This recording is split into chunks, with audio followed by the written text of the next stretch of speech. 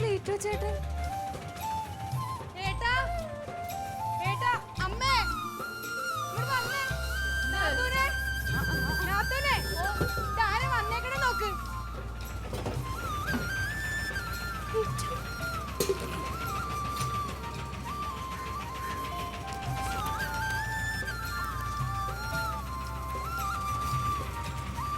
ക്ലീറ്റോ ഇത് എവിടെയായിരുന്നു? അമ്മേ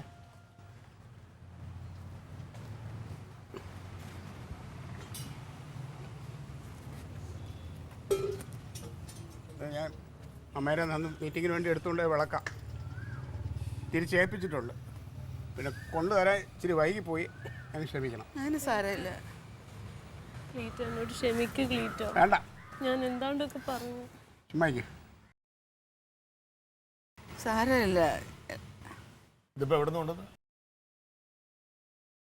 ഞാനിതൊരു ആക്രിക്കാരന് മറിച്ച് വിറ്റു. അയാൾക്ക് കൂടുതൽ പൈസ കൊടുത്തിട്ട് തിരിച്ച് ഞാൻ മേടിച്ചോണ്ട് വന്നു. അങ്ങനെ എഴുതേട്ടെ. അങ്ങനെ ഇരിക്കണ്ട, നീ യഥാർത്ഥ കാര്യം പറ. ക്ലീറ്റസ് കള്ളനാണല്ലോ, കള്ളൻ. എല്ലാവരുടെ മുമ്പിൽ കള്ളൻ ക്ലീറ്റസ്. ആക്രിക്കാരൻ്റെ മേടിക്കാൻ ഒരാഴ്ച എന്തിന്? നീ യഥാർത്ഥ കാര്യം എന്താണെന്ന് വെച്ചാൽ പറ. നീ അല്ല എടുത്തത് ഞങ്ങൾ അറിഞ്ഞു. നീ മോഷ്ടിച്ചുകൊണ്ടതും അല്ല, നീ ആക്രിക്കാരന് കൊടുത്തല്ലെന്ന് ഞങ്ങൾ അറിഞ്ഞു. നീ കാര്യം പറ. പറ മോനെ.